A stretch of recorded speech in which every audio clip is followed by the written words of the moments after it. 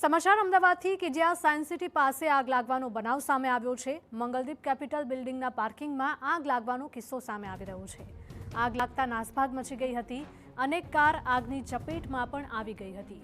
તો ફાયર વિભાગને ફોન કરતા તાત્કાલિક ફાયર વિભાગની 2 ગાડીઓ પણ ઘટના સ્થળે પહોંચી ગઈ હતી અને પાણીનો મારો ચલાવી આગ બુઝાવવાના પ્રયાસો શરૂ કર્યા હતા।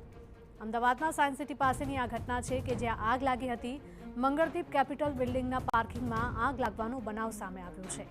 આગ લાગતા જ આસપાસના લોકોમાં દોડધામ મચી ગઈ હતી અને તાત્કાલિક ફાયર વિભાગને બોલાવવામાં આવ્યું હતું અને ફાયરની 2 ગાડીઓ ઘટના સ્થળે પહોંચી હતી અને આગ બુઝાવવાની કવાયત શરૂ કરી હતી।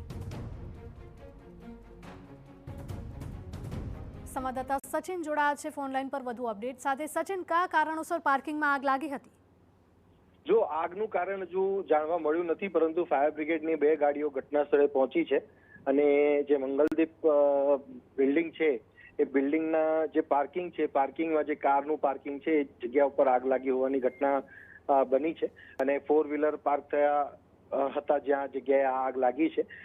ફાયર બ્રિગેડની ટીમ દ્વારા આગ પર કાબુ મહદઅંશે મેળવી લેવાયો છે, પરંતુ જે પ્રકારે અત્યારનું ટેમ્પરેચર પણ છે અને બીજું કે ગઈકાલે પણ આપણે જોયું કે જે આગની ઘટના આપણે થલતેજમાં પણ જોઈ હતી, જેમાં ગાડીમાં આગ લાગવાનો બનાવ બન્યો હતો।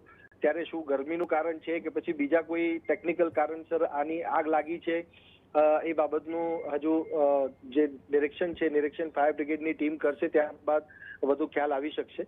પરંતુ હાલ આગ લેવાઈ ચૂકી છે અને સ્થિતિ જે છે એ વણસે એવી નથી અત્યારે। જી સચિન, માહિતી બદલ આપનો આભાર। તો અમદાવાદના સાયન્સ સિટી પાસે આગ લાગવાનો આ બનાવ સામે આવ્યો છે કે જેમાં આગની ઝપેટમાં અનેક કાર આવી ગઈ હતી અને કારને પણ મોટું નુકસાન થયું છે।